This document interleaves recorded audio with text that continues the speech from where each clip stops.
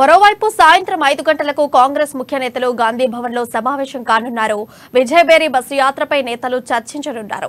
ఈ సమావేశంలో టీపీసీసీ అధ్యక్షులు రేవంత్ రెడ్డి, రాష్ట్ర వ్యవహారాల ఇన్ఛార్జ్ మాణిక్రావు ఠాక్రే, సీఎల్పీ నేత బట్టి విక్రమార్క తదితరులు పాల్గొంటారు.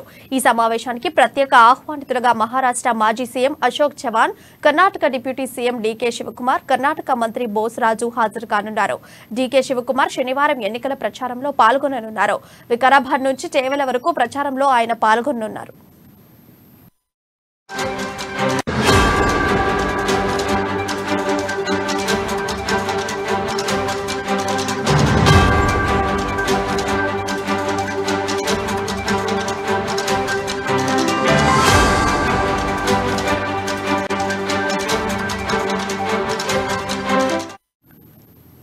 మరోవైపు సాయంత్రం 5 గంటలకు కాంగ్రెస్ ముఖ్య నేతలు గాంధీ భవన్ లో సమావేశం కానున్నారు.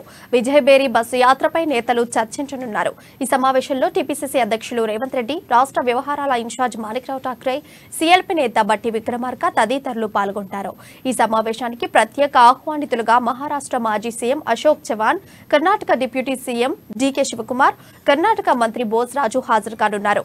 డీకే శివకుమార్ శనివారం ఎన్నికల ప్రచారంలో పాల్గొననున్నారు.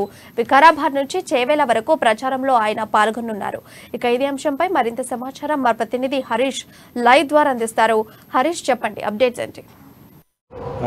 Thank you Priya. Congress party Vijayabheri bus యాత్ర పేరుతో కూడా ప్రచారాలకు సిద్ధమవుతుంది. ఈ నేపథ్యంలో 28, 29 నుంచి కూడా 1వ తేదీకి, వచ్చే నెల 1వ తేదీ వరకు ఇప్పటికే మొదటి దశ బస్ యాత్ర ఉత్తర తెలంగాణలో కొనసాగిన క్రమంలో 2వ తేదీ దక్షిణ తెలంగాణలో బస్ యాత్ర కొనసాగే క్రమం ఉంది. ఈ నేపథ్యంలో గాంధీ భవన్ లో ఇదే అంశం పైన ఈరోజు గాంధీ భవన్ లో సమావేశంలో ప్రత్యేకంగా బస్ యాత్రకు సంబంధించి కూడా ఎక్కడి నుంచి బస్ యాత్ర ప్రారంభించాలి, ఎక్కడెక్కడ ముఖ్య నేతలు పాల్గొనడానికి ప్రధానమైన చర్చ జరుగుతుంది. ఈ నేపథ్యంలో ఈ సమావేశానికి సంబంధించి కూడా పీసీసీ రేవంత్ రెడ్డితో పాటు సీఎల్పీ నేత బట్టి విక్రమార్క, అలాగే కాంగ్రెస్ పార్టీ ముఖ్య నేతలు, అలాగే ఏఐసీసీ ఇన్ఛార్జ్ మాణిక్రావు ఠాక్రేతో పాటుగా ప్రత్యేక ఆహ్వానితులు Maharashtra CM Ashok Chavan, Karnataka CM DK Shivakumar తో పాటు కర్ణాటక మంత్రి బోసరాజు హాజరు కానున్న నేపథ్యం కావచ్చు.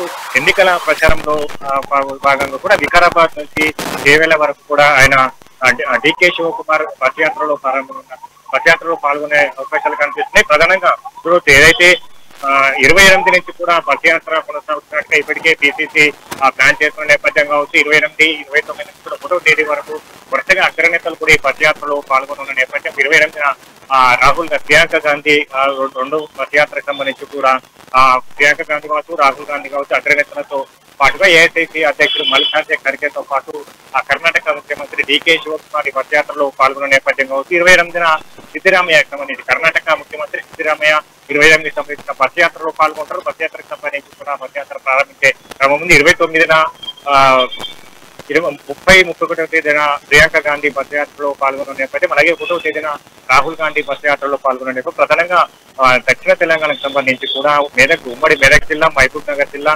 నల్గొండ జిల్లాలో కూడా ఈ బస్ యాత్ర కొనసాగే అవకాశం కనిపిస్తుంది. ఇప్పటికే ఏదైతే గతంలో మొదటి విడతకు సంబంధించి కూడా వరంగల్ రామప్ప టెంపుల్ నుంచి కూడా 3 జిల్లా వేదిక బస్ యాత్ర ప్రారంభమైంది. 3 జిల్లాలను అటాచ్ చేసి 8 నియోజకవర్గాలకు సంబంధించి కూడా బస్ యాత్ర కొనసాగిన నేపథ్యం. ప్రధానంగా కాంగ్రెస్ పార్టీ ప్రకటించిన 6 గ్యారంటీలు ఉన్నాయో ఆ గ్యారంటీలను కూడా విస్తృతంగా కూడా ప్రచారం చేయడం జరిగింది.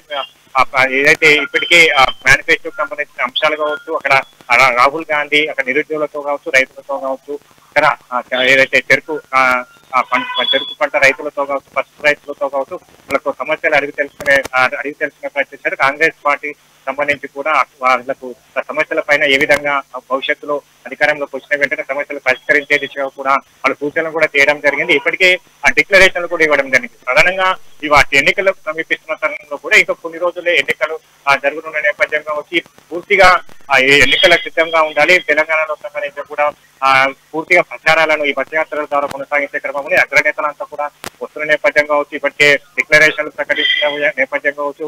యూత్ సంబంధించి యూత్ డిక్లరేషన్, రైతు డిక్లరేషన్, ఎస్సీ ఎస్టీ డిక్లరేషన్ కావచ్చు, మిగతా డిక్లరేషన్ ఇంకా ప్రకటించేందుకు కూడా మహిళా డిక్లరేషన్ కూడా ఉన్న నేపథ్యం కావచ్చు. మైనారిటీ డిక్లరేషన్ సంబంధించి కూడా కసరత్తు జరుగుతుంది. మేనిఫెస్టో సంబంధించి కూడా తుది చేసి జరుగుతున్న నేపథ్యం. ప్రధానంగా ఈ బస్ యాత్ర ద్వారా ప్రచారాలను ముమ్మరం చేయాలి, అధికారంలోకి వచ్చే విధంగా కూడా క్షేత్రస్థాయిలో కార్నర్ మీటింగ్ల ద్వారా కూడా ఏదైతే కాంగ్రెస్ పార్టీ గతంలో గత ప్రభుత్వ హయాంలో ఉన్నప్పుడు ఎలాంటి సంక్షేమ పథకాలు తీసుకొచ్చింది, ఎలాంటి పథకాల వల్ల కూడా ప్రజలకు ఎంత మేరకు లబ్ధి చేకూరనే అంశాలపైన కూడా ప్రజలకు వివరిస్తారు. అలాగే 6 గ్యారెంటీలకు ఇప్పటికే 6 గ్యారెంటీలు తీసుకురావాల్సింది. 6 గ్యారెంటీలకు సంబంధించి కూడా డోర్ టు డోర్ ఇక్కడ ఇంటింటి ప్రచారాలకు కూడా ప్లాన్ చేసిన నేపథ్యం కావచ్చు. ఈ పదయాత్ర ద్వారా కూడా కార్నర్ మీటింగ్ ద్వారా ప్రజాక్షేత్రంలో కూడా బీఆర్ఎస్ బీజేపీ ప్రభుత్వ వైఫల్యాలు కావచ్చు, గతంలో బీఆర్ఎస్ బీజేపీ ఎన్నికలకు ముందు ఇచ్చిన హామీలు కావచ్చు, మేనిఫెస్టోలో పొందుపరిచిన అంశాలు ఎంత మేరకు ఇంప్లిమెంట్ చేశారనే పైన కూడా క్షేత్రస్థాయిలో అక్కడ నియోజకవర్గ సంబంధించిన పరిస్థితులు కావచ్చు, ఎమ్మెల్యే పనితీరు కావచ్చు, గతంలో ఎమ్మెల్యే అధికారంలోకి రాకముందు ఇచ్చిన హామీల అయినా కూడా వాళ్ళకు ప్రజాక్షేత్రంలో ఎండగట్టే విధంగా కూడా పదయాత్ర కొనసాగుతున్న నేపథ్యం, అగ్రనేతలంతా వస్తున్న నేపథ్యం కావచ్చు. దీనికి సంబంధించి కూడా ఈ రోజు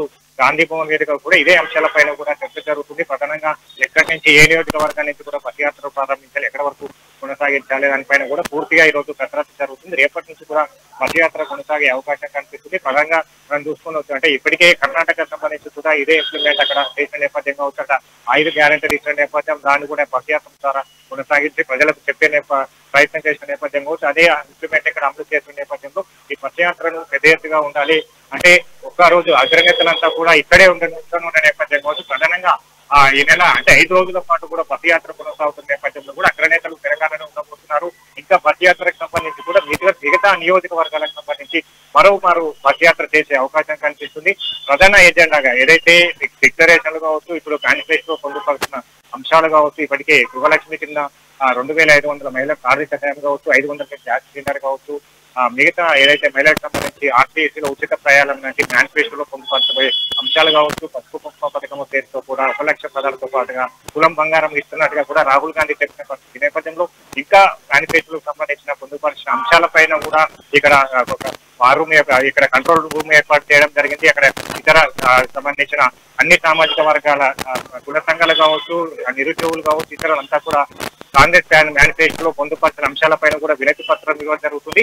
పూర్తిగా అంటే ఇప్పటికే 6 గ్యారెంటీలు తీసుకొచ్చారు. మహిళలక్ష్మి కావచ్చు, గృహలక్ష్మి కావచ్చు, యువ వికాసం కావచ్చు, చేయుతో ద్వారా 4500 పెన్షన్ కావచ్చు, పూర్తిగా 200 యూనిట్లు ఉచిత విద్యుత్ కూడా ఇస్తున్న నేపథ్యం కావచ్చు. వీటన్నిటిని ప్రజలకు వివరించాలి. గతంలో BRS party KG to PG ఉచిత విద్య అనే ఒక మేనిఫెస్టోలో పొందుపరిచిన అంశం కావచ్చు, ఇప్పుడు దాన్ని ఇంప్లిమెంట్ చేయని పక్షం కావచ్చు, గిరిజన యూనివర్సిటీల పేరుతో కూడా గిరిజనులు మోసం చేసిన పరిస్థితి కాంగ్రెస్ పార్టీలో నడుస్తున్న నేపథ్యం కావచ్చు. ఇంకా మైనార్టీలకు సంబంధించి కూడా మైనార్టీ డిక్లరేషన్ ఉండబోతున్న నేపథ్యం, మహిళలకు సంబంధించి కూడా మహిళా డిక్లరేషన్ ప్రకటించే నేపథ్యం. ఈ నెల 31వ తేదీన కూడా ఉల్లాపేరులో విజయపేరి ప్రజాపేరి సభ ఉంది. సభకు కూడా ప్రియాంక గాంధీ ముఖ్య అతిథిగా హాజరు కాబోతున్న నేపథ్యం కావచ్చు. అక్కడ 31వ తేదీన కూడా మహిళా డిక్లరేషన్ ప్రకటించే అవకాశం కనిపిస్తుంది. పదయాత్ర కొనసాగుతున్న క్రమంలో కూడా మైనార్టీ డిక్లరేషన్ ప్రకటించే అవకాశం కనిపిస్తుంది.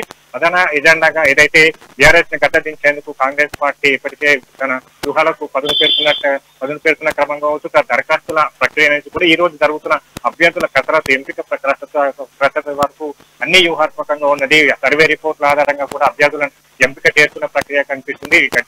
గెలుపు గుర్రాలనే ఆచితూచి రీచ్ కూడా ఇప్పటికే ఒక మొదటి విడతలో కూడా 55 మందిని అభ్యర్థులను ప్రకటించిన నేపథ్యం. ఈ రోజు సంబంధించి కూడా 45 మంది కూడా అభ్యర్థులకు సంబంధించిన ఏకాభిప్రాయం కుదిరినట్టుగా తెలుస్తుంది. నేపథ్యంలో మరి కాసేపట్లో కూడా అభ్యర్థులను ప్రకటించే అవకాశం ఉంది. అంటే మొత్తంగా చూస్తుంటే ఇక్కడ డిక్లరేషన్లు మొదలు కూడా మేనిఫెస్టో సంబంధించిన అంశాలు కావచ్చు, ఇతర ఏదైతే 6 గ్యారెంటీల హామీలు కావచ్చు, బీఆర్ఎస్ బీజేపీ ప్రభుత్వాన్ని ఎండగట్టే విధంగా కూడా పదయాత్ర చేయాలని భావిస్తున్న నేపథ్యం కావచ్చు. ఇంటింటి ప్రచారాలు కూడా కాంగ్రెస్ పార్టీ ప్లాన్ చేసింది. ఇప్పటికే ఈ రోజు ఎమ్మెల్యే సీతక్క కావచ్చు, హుజూరాబాద్ సంబంధించిన నియోజకవర్గంలో ఈ రోజు ఇంటింటి ప్రచారం డోర్ టు డోర్ క్యాంపెయిన్ చేస్తున్నారు. 6 గ్యారెంటీల హామీలను ఇంటింటికి తీసుకుపోతున్నారు. గతంలో ఏదైతే బీఆర్ఎస్ ప్రభుత్వం ఇప్పుడు ఏదైతే మేనిఫెస్టో తీసుకొచ్చిందో అది కాపీ పేస్ట్ మేనిఫెస్టో, కాంగ్రెస్ మేనిఫెస్టోను కాపీ కొట్టి దానికి ఒక 1000 రూపాయలు పెంచిస్తూ కూడా వాళ్ళు చెప్తున్న క్రమం కనిపిస్తుంది. అంటే ఇప్పుడు బీఆర్ఎస్ ప్రభుత్వం తీసుకొచ్చిన మేనిఫెస్టోలో కూడా ఏదైతే రైతులకు సంబంధించి కూడా రైతు రుణమాఫీ లేదు, నిరుద్యోగులకు సంబంధించి కూడా నిరుద్యోగుల కృషి లేదు, ఉచితంగా కొన్ని అంశాలనే చేర్చడం జరిగింది. మరోసారి బీఆర్ఎస్ పార్టీ మేనిఫెస్టో ద్వారా ప్రజలు మోసగించేందుకు వస్తుంది. మరోసారి అంతా కూడా ప్రజలు అప్రమత్తతో ఉండాలని కూడా వాళ్ళు డోర్ టు డోర్ వెళ్లి చెప్తున్న పరిస్థితి. ఈ నేపథ్యంలో ఇక్కడ వింటింటి సర్వే కావచ్చు, వింటింటి ప్రచారాలు కావచ్చు, పదయాత్రలు కావచ్చు, మొత్తంగా చూసుకుంటే అధికారమే లక్ష్యంగా వెళ్తున్న కాంగ్రెస్ పార్టీ పూర్తి స్థాయిలో ఈ ఎన్నికలకు సిద్ధమవుతున్న నేపథ్యం.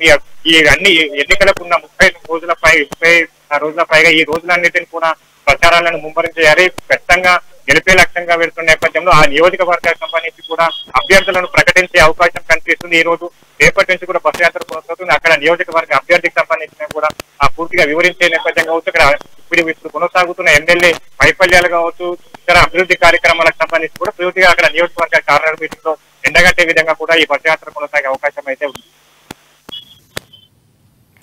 అదే హరీష్, ఇప్పుడు చూసుకుంటే మొదటి విడత బస్సు యాత్ర సక్సెస్ఫుల్ గా కంప్లీట్ అయిపోయింది. ఇంకా ఎన్ని విడతలుగా బస్సు యాత్రలు నిర్వహించే అవకాశం ఉంది? ఇకపోతే ఇప్పుడు సెకండ్ విడత విజయవేరి బస్సు యాత్ర షెడ్యూల్ ఎలా ఉండబోతోంది? సంబంధించి కూడా పూర్తిగా ఈ రోజు సమావేశం జరుగుతుంది. సమావేశంలో బస్ యాత్రకు సంబంధించి కూడా రూట్ మ్యాప్ క్లియర్ అయ్యే అవకాశం కనిపిస్తుంది. అంటే ఈ నెల 28 నుంచి కూడా బస్ యాత్ర కొనసాగించడానికి కూడా గతంలో అక్కడ పీసీసీ కావచ్చు ఏఐసీసీకి చెప్పిన పరిస్థితి నేపథ్యంలో కూడా 28 నుంచి కూడా 1వ తేదీ వరకు బస్ యాత్ర కొనసాగించాలని ప్లాన్ చేసిన కానీ అన్నిటికంటే రేపటి నుంచి బస్ యాత్ర కొనసాగిస్తారా లేదా అక్కడ అభ్యర్థులు ఎంత కసరత్తు జరుగుతున్న నేపథ్యంలో దాన్ని ముందుకు మనం పొడిగించే అవకాశాలు ఉన్న దానిపైన కూడా ఈ రోజు ఈ సమావేశంలో ప్రధానంగా చర్చకొస్తే దాంట్లో బస్ యాత్రకు సంబంధించి కూడా ఏ విధంగా ఉండాలి, ఏ నియోజకవర్గం అంటే గతంలో ఉత్తర తెలంగాణకు సంబంధించి కూడా అక్కడ కాంగ్రెస్ పార్టీ బలోపేతం చేసేందుకు కొన్ని నియోజకవర్గాలను అక్కడ ఎంచుకోవడం జరిగింది. అక్కడ నియోజకవర్గాలకు సంబంధించి కూడా పూర్తిగా ఆ 3 రోజుల పాటు బస్ యాత్ర కొనసాగుతుంది.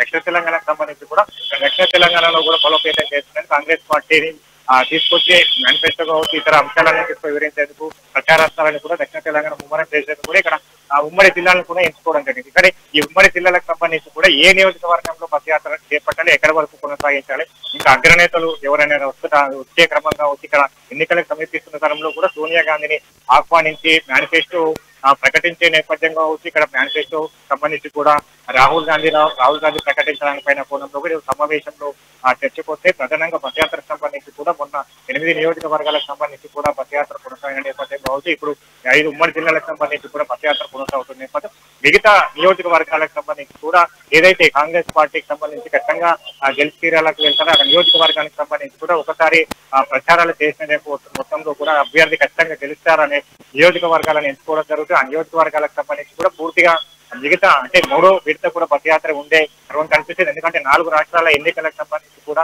జరుగుతున్న నేపథ్యంలో ఇతర అగ్రనేతలంతా కూడా అక్కడ వెళ్లే క్రమం కావచ్చు. అంటే పూర్తిగా తెలంగాణకు సంబంధించి కూడా ఆ చివరిన ఎన్నికలు జరుగుతున్నాయి. ఆ చివరిన అంటే ఆ ఎన్నికలు జరిగి ఏదైతే నవంబర్ 30వ తేదీలోపు అంతా ప్రచారాలకు తెరదించే ముందు రోజు వరకు కూడా అగ్రనేతలంతా ఇక్కడనే ఉండే విధంగా కూడా ప్లాన్ చేసింది. మొత్తంగా ఈ బస్ యాత్రకు సంబంధించి 2వ విడత బస్ యాత్ర కొనసాగుతున్న క్రమం కావచ్చు. మిగతా సంబంధించిన అక్కడ 4 రాష్ట్రాల ఎన్నికల తర్వాత ఇక్కడ కూడా మరో విడత బస్ యాత్ర కావచ్చు. పూర్తిగా అన్ని నియోజకవర్గాలను అటాచ్ చేస్తూ బస్ యాత్ర చేపట్టాలని కూడా టీసీసీ భావిస్తున్న నేపథ్యం కావచ్చు. ఎందుకంటే ఇప్పటికే ఇక్కడ బీఆర్ఎస్ బీజేపీ ఏదైతే అభ్యర్థులను ప్రకటించిన నేపథ్యంలో వారికి జీటైన అభ్యర్థులను కూడా ప్రకటిస్తున్న నేపథ్యం కావచ్చు. ఖచ్చితంగా వాళ్ళని గెలిపించుకునేందుకు కూడా పీసీసీ కావచ్చు, అక్కడ ఏఐసీసీ అధిష్టానం కూడా ఫోకస్ చేసిన నేపథ్యం కావచ్చు. ఇప్పటికే ఏదైతే దానికి సంబంధించిన కూడా పూర్తిగా పర్యవేక్షించేందుకు కూడా పరిశీలకులు కూడా పంపిస్తున్న నేపథ్యం 5 మంది పరిశీలకులు కూడా గాంధీ భవన్ చేరుకున్న పరిస్థితి. ప్రధానంగా ఎన్నికల పర్యవేక్షణ కావచ్చు, బస్ యాత్రకు సంబంధించి కూడా ఎక్కడి నుంచి బస్ యాత్ర కొనసాగాలి, బస్ యాత్రలో ప్రస్తావించాల్సిన అంశాలు ఏంటిది,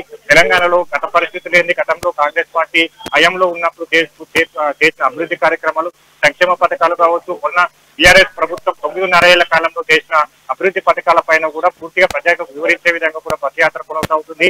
ఇంకా మహిళలకు సంబంధించి మహిళా డిక్లరేషన్స్, మహిళలకు ఎలాంటి అంశాలు తీసుకురావాలని పైన కూడా పూర్తిగా మేనిఫెస్టో కమిటీ ఇక్కడ రూపొందిస్తున్న నేపథ్యం కావచ్చు. మహిళలకు మరి అంటే గతంలో ఇచ్చిన అంబేద్కర్ వడ్డీ లేని రుణాలతో పాటు మరికొన్ని పథకాలను కూడా ప్రవేశపెట్టే అవకాశం కనిపిస్తుంది. మొత్తంగా చూసుకున్నట్టయితే ఇక్కడ నిరుద్యోగులకు సంబంధించి కూడా పెద్ద ఎత్తున మేనిఫెస్టో కమిటీ కూడా నిధులు కూడా ఇస్తున్న పరిస్థితి ఏర్పడేది. ప్రధానంగా గత 9.5 ఏళ్లుగా కూడా కీలకంగా ఏదైతే ఒక పోటీ పరీక్షలు నిర్వహించలేకపోయిన బీఆర్ఎస్ పార్టీ కావచ్చు, టీఎస్పీఎస్సీ పరీక్ష వైఫల్యాలు కావచ్చు, ఉద్యోగ క్యాలెండర్ భర్తీ చేయలేకపోయింది. కాంగ్రెస్ పార్టీ మేనిఫెస్టోలో కూడా మా నిరుద్యోగుల తరఫున కూడా ఈ మేనిఫెస్టోలో పొందుపరచాలని వాళ్ళు వినతులు పత్రాలు ఇస్తున్న సందర్భం కావచ్చు. ముఖ్యంగా మేనిఫెస్టో సంబంధించి కూడా అన్ని వర్గాలకు సంబంధించిన మేనిఫెస్టోలో అంశాలు ఉండబోతున్నాయి. ఇప్పటికే ప్రకటించిన డిక్లరేషన్లు మేనిఫెస్టోలో పొందుపరచాల్సిన అంశాలపైన కూడా ఇక్కడ మహిళలు, రైతులు, నిరుద్యోగులు, ఉద్యోగులతో పాటు ఇతర అన్ని సామాజిక వర్గాలకు సంబంధించిన ఎస్సీ, ఎస్టీ, బీసీ, మైనారిటీ సంక్షేమాలకు సంబంధించి కూడా పూర్తిగా అందరినీ సముచిత న్యాయం కల్పిస్తూ అందరికీ లబ్ధి చేకూరే విధంగా కూడా కాంగ్రెస్ పార్టీ మేనిఫెస్టో ఉండబోతుంది.